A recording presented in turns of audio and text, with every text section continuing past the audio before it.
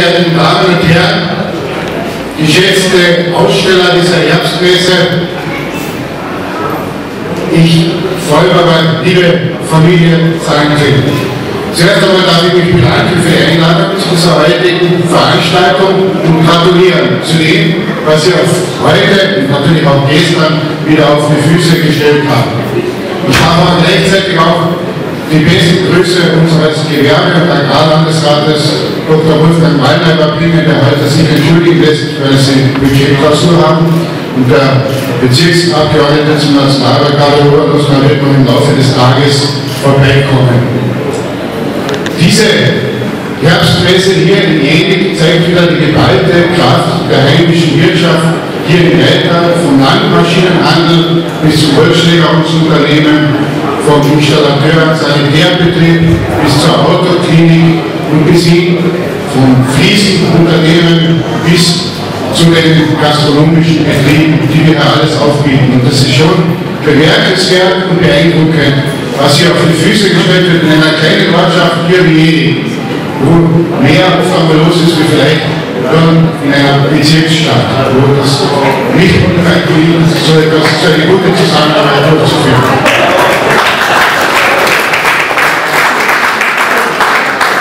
Und diese Ausstellung zeigt aber wieder auch einmal, und das glaube ich, das ist ganz das Wesentliche dabei, auf das wir uns hier weiter konzentrieren müssen, nämlich auf den regionalen Wirtschaftskreislauf. Dass derjenige, die Bevölkerung hier, die Leitner auch bei unseren heimischen Unternehmen einkauft und damit auch die Arbeitsplätze bei uns hier in der Region sichern.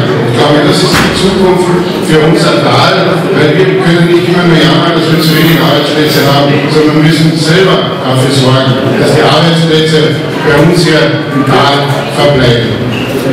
Ich möchte aber auch gratulieren zu dieser Betriebserleichterung der Familie Zankel, die ja ein Leitbetrieb in unserer Gemeinde geworden ist. Ein Familienbetrieb, wo ich mir denke, und das sage ich jetzt nicht nur, weil es Politiker nicht alles loben sollte und so weiter, sondern es ist ehrlich einfach ein Familienbetrieb, den man uns viele wünschen würden. Ein Familienbetrieb deshalb, weil auch in der Familie diese Funktionen weitergegeben werden. Ich kenne viele Betriebe, die wissen heute nicht mehr, ob der Betrieb übernehmen wird und so weiter. Hier arbeiten alle Familienangehörigen mit, wie man auch auf dem Prospekt und so weiter sieht. Alle Familienangehörigen sind in den Betrieb eingebunden, aber auch bietet dieser Betrieb sehr vielen Mitarbeitern aus der Region, das sind alles einheimische Mitarbeiter, einen Arbeitsplatz und ein Einkommen. Und, wie der Vorredner schon gesagt hat, auch sehr vielen Lehrlingen, die hier ihre Ausbildung genießen dürfen. Und dafür sei euch recht herzlich gedankt, weil das ist, glaube ich, auch das Wichtigste, dass wir unsere heimischen Arbeitskräfte in unseren Unternehmen beschäftigen. Und was mich natürlich speziell auch als Agrarreferent der Gemeinde freut, sind es doch, wenn ich das Bild anschaut habe von den Mitarbeitern, sehr viele junge Bauern, Landwirte, die vielleicht später einmal ihren Betrieb übernehmen werden zu Hause, die hier ihre Ausbildung genießen und dann auch hier bleiben können und damit auch hier dann weiter bewirtschaften. Ein herzliches Dankeschön dazu und ich wünsche euch für die Zukunft viel Erfolg mit eurem Landmaschinenhandel, mit der Werkstätte, mit der Tankstelle und dass in der Zukunft das so weitergeht, so wie bisher, dass es immer aufwärts geht und wir weiterhin so erfolgreich sein können. Dankeschön.